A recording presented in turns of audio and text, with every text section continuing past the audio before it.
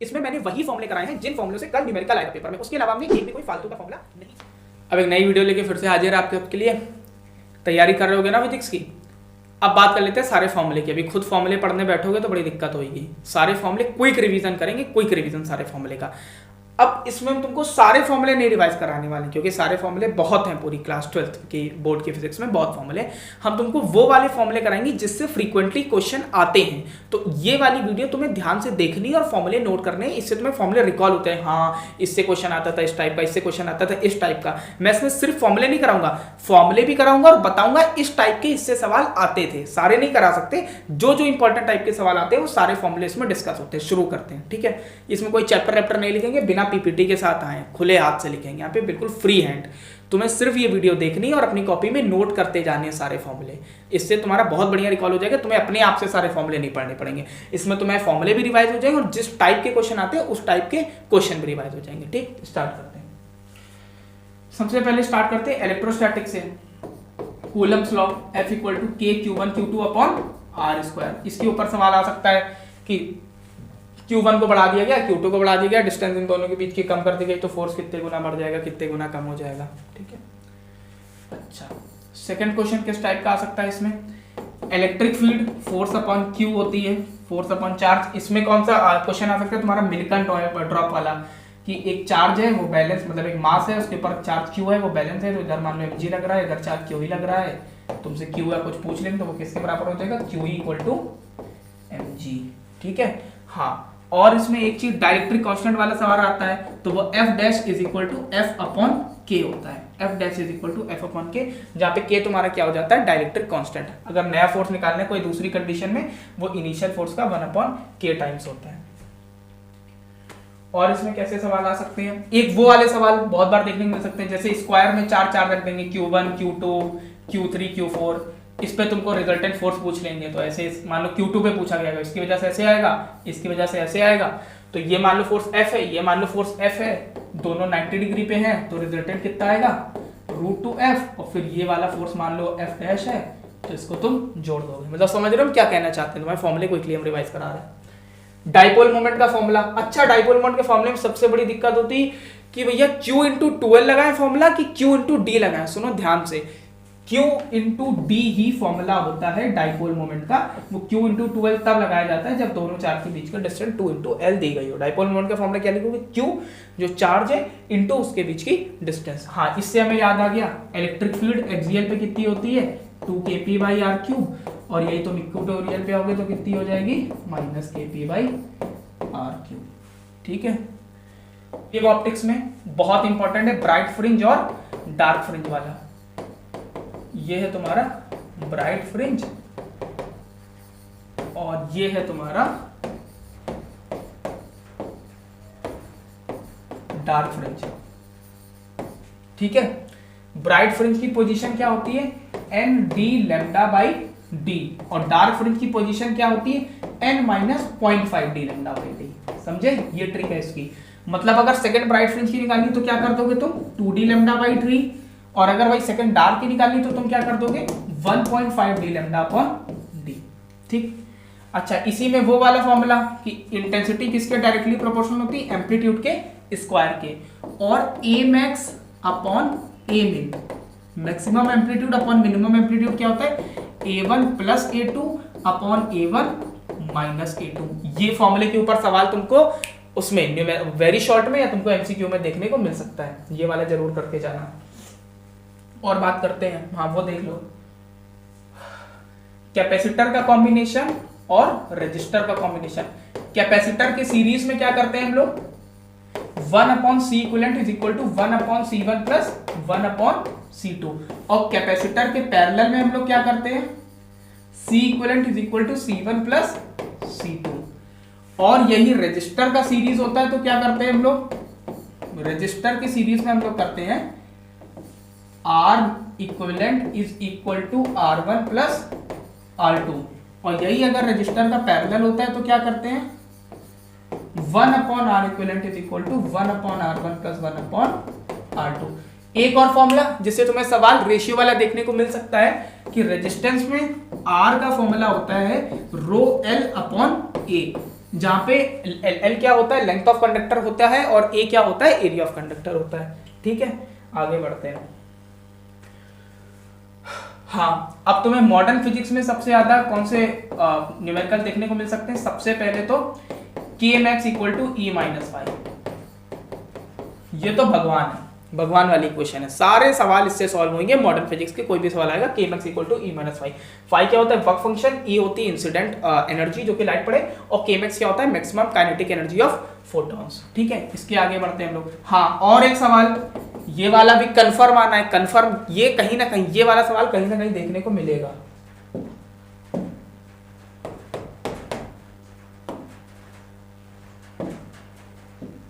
200% ये सवाल तुम्हें कहीं ना कहीं देखने को मिलेगा। कौन सा? डी ब्रॉगली वेवलेंथ का, h upon p, h upon under root 2mk और h upon under root 2m QV। इन फॉर्मूलों के ऊपर तुम्हें रेशियो वाले सवाल जरूर देखने को मिलेंगे। और आज तक जो रेशियो वाले सवाल आए वो किसके ऊपर आए? प्रोटॉन के ऊपर और अल्फा पार्टिकल के ऊपर। तो प्रोटॉन के ऊपर चार्ज कितना होता है, E, और मास कितना होता है, m। और वही अगर अल्फा पार्टिकल है तो चार्ज कितना होता है, 2 टाइम्स ऑफ E, और मास कितना होता है, 4 times of mass of proton. ये वाले के ऊपर सवाल तुम्हें, K क्या है, काइनेटिक एनर्जी, और V क्या तुम्हारा एक्सीलरेटिंग वोल्टेज। फाई क्या होता है, वर्क फंक्शन जो कि होता है hc बटे लैम्डा नॉट। लैम्डा नॉट क्या होती है इसमें, थ्रेशोल्ड वेवलेंथ। और फाई क्या होता है, h new not. New not क्या होती है इसमें, थ्रेशोल्ड फ्रीक्वेंसी। और एक सवाल, लाइमन बाल्मर में अगर तुम खेलोगे वही हाइड्रोजन स्पेक्ट्रम में, तो क्या याद रखना है, 1 upon lambda is equal to R Z square, 1 upon n1 square minus 1 upon n2 square. n1 इसमें छोटा वाला नंबर होता है और n2 इसमें बड़ा वाला नंबर होता है। r की वैल्यू याद कराई थी, 1 अपॉन r क्या होता है, 910 एंगस्ट्रॉम, 911 एंगस्ट्रॉम और 912 एंगस्ट्रॉम। आगे आ जाओ, मैग्नेटिज्म में चलते हैं। हम कोई भी इसमें सीरियल वाइज नहीं कर रहे हैं, जो जो हमको याद आते जा रहे हैं वो तुम्हें बताते जा रहे हैं, जो कि इंपॉर्टेंट है। मैग्नेटिज्म में मोशन ऑफ चार्ज पार्टिकल के ऊपर सवाल, रेशियो वाला फिक्स होता है हर बार। क्या होता है, मान लो एक चार्ज पार्टिकल मूव कर रहा है मैग्नेटिक फील्ड में, जिसकी वेलोसिटी परपेंडिकुलर है मैग्नेटिक फील्ड पे, तो वो कैसे घूमेगा, गोल गोल सर्किल में। तो रेडियस का फॉर्मूला इसमें क्या हो जाएगा, mv upon qb। Time period का फॉर्मूला क्या हो जाएगा, 2 पाई m अपॉन qb। फ्रीक्वेंसी का फॉर्मूला क्या हो जाएगा, qb अपॉन 2 पाई m। ओमेगा का फॉर्मूला क्या हो जाएगा, qb अपॉन m। ये चारों जरूर याद रखना है, इसके ऊपर डिपेंडेंसी के ऊपर सवाल आता है। और इसमें एक चीज आती है, लॉरेंट्ज फोर्स। लॉरेंट्ज फोर्स क्या होता है, अगर एक पार्टिकल इलेक्ट्रिक फील्ड में भी मूव कर रहा हो और मैग्नेटिक फील्ड में भी मूव कर रहा हो, तो लॉरेंट्ज फोर्स क्या होता है, F is equal to Q into E plus Q into V vector cross B vector. और एक चीज याद आ गई, सर्किल बना है, मान लो इसमें कोई एक इलेक्ट्रॉन रिवॉल्व कर रहा है, तो मैग्नेटिक मोमेंट इसका कितना होता है, माइनस EVR अपॉन 2। ठीक है, करते हैं इलेक्ट्रोमैग्नेटिक वेव की। इलेक्ट्रोमैग्नेटिक वेव के सिंपल फॉर्मूले, सबसे पहले E not upon B not equal to C। ये जरूर फॉर्मूला याद कर लेना, इसके ऊपर तुम्हें वेरी शॉर्ट में न्यूमेरिकल देखने को मिलेगा, E not upon B not equal to C।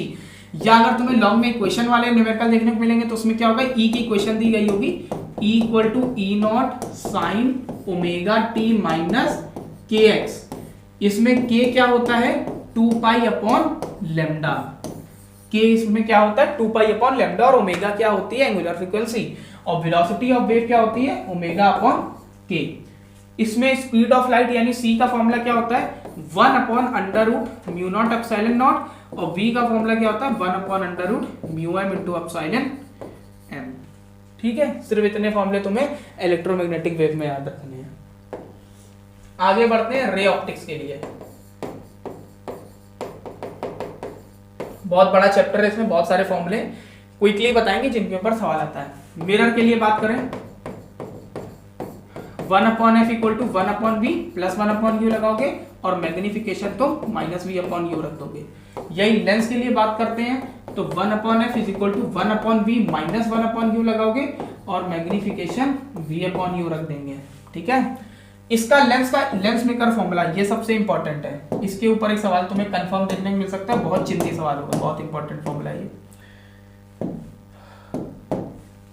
1 upon f is equal to NL upon NM minus 1 upon R1 minus 1 upon R2। ये सवाल ये फॉर्मूला बहुत इंपॉर्टेंट है। एन ऑफ एल क्या होता है? रिफ्रैक्टिव इंडेक्स ऑफ लेंस, और N of M क्या होता है? Refractive index of medium, -1 1/r1 -1/r2। r1 क्या होता है? रेडियस ऑफ फर्स्ट सरफेस, और r2 क्या होता है? Radius of second spherical surface. ये बहुत इंपॉर्टेंट फॉर्मूला है। आगे बढ़ते हैं। रे ऑप्टिक्स में Snell's law, μ1 sin I = μ2 sin R। Snell's law के ऊपर सवाल आ सकता है। रिफ्रैक्टिव इंडेक्स क्या होता है? μ = c/v। और याद आ गया क्रिटिकल एंगल। क्रिटिकल एंगल क्या होता है? मान लो क्रिटिकल एंगल sin θc हुआ तो वो किसके बराबर होता है? 1/μ के। μ क्या होता है तुम्हारा? Refractive index. ये तुम्हारा क्रिटिकल एंगल हो गया। sin θc किसके बराबर होता है? 1/μ के। ठीक है, और देखते हैं हम लोग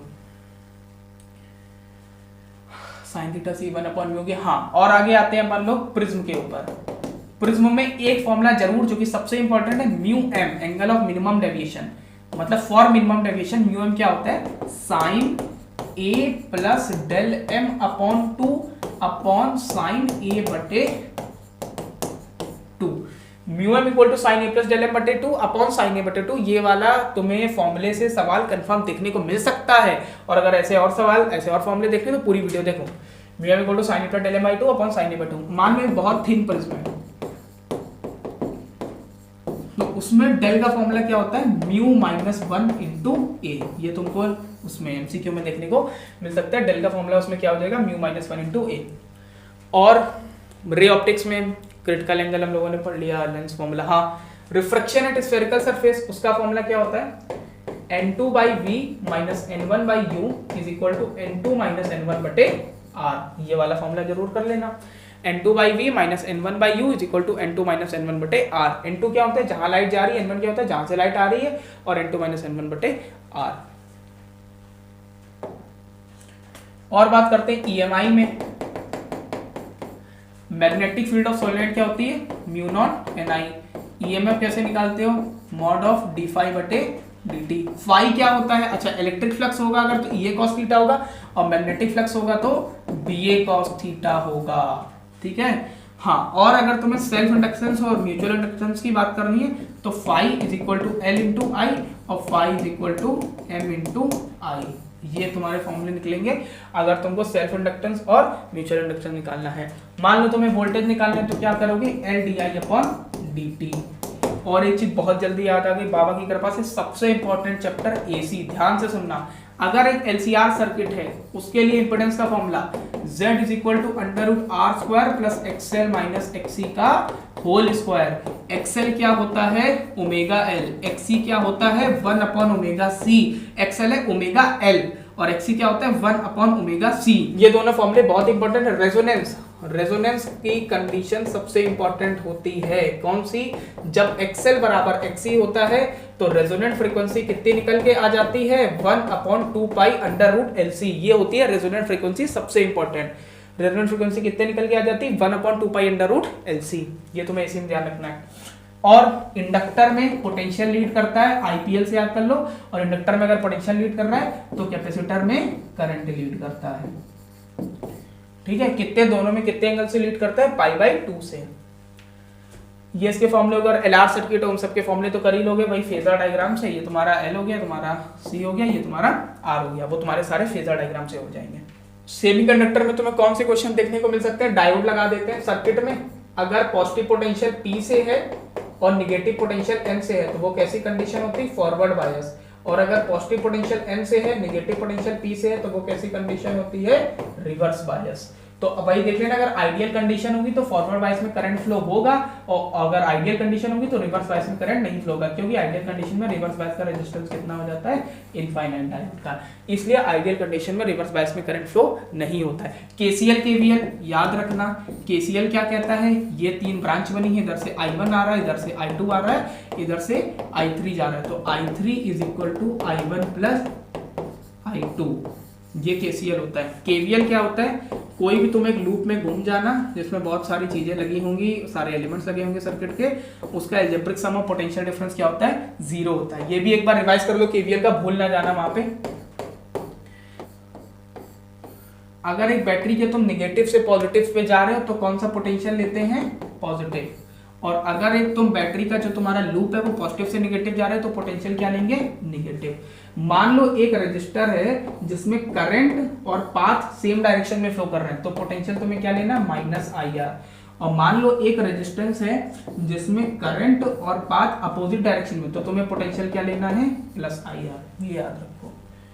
छोटे रूप देखते हैं। रेडियस ऑफ nth ऑर्बिट निकालना हो बोहर्स में तो 0.52 n² z एंगस्ट्रॉम होता है, और अगर वेलोसिटी ऑफ nth ऑर्बिट निकालना हो तो 2.18 इंटू 10⁶ z/n मीटर पर सेकेंड होता है।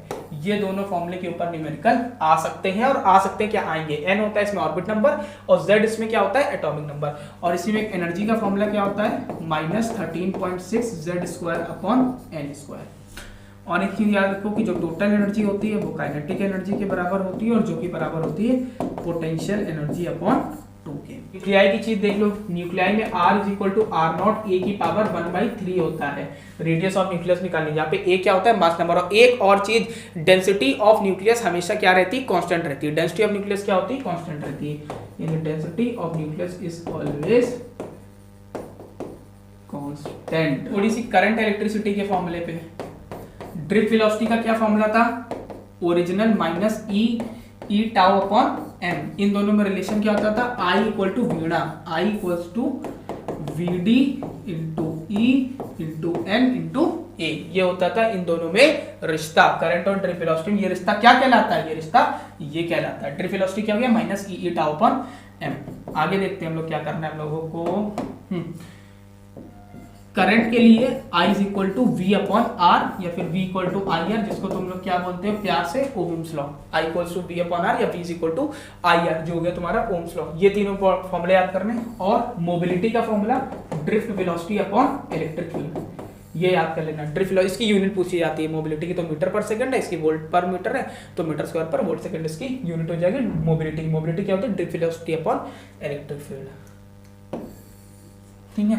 और रेजिस्टेंस में वो वेरिएशन पढ़ना, टेम्परेचर बढ़ा तो क्या होता है, R = R0 1 + α∆T। ये होता है रेजिस्टेंस का वेरिएशन टेम्परेचर के साथ। ये है फॉर्मूले, ठीक है। करंट इलेक्ट्रिसिटी में इतने पढ़ो, सर्किट सॉल्व करना तो आता ही होगा। पावर के 3 देख लो यार। पावर का फॉर्मूला I²R, V²/R, और पावर का फॉर्मूला VI। ये 3 फॉर्मूले, I²R, V²/R और VI। अगर तुम्हें एनर्जी निकालनी तो टाइम से मल्टीप्लाई कर, तो I²RT, V² × T/R और VIT, ठीक है।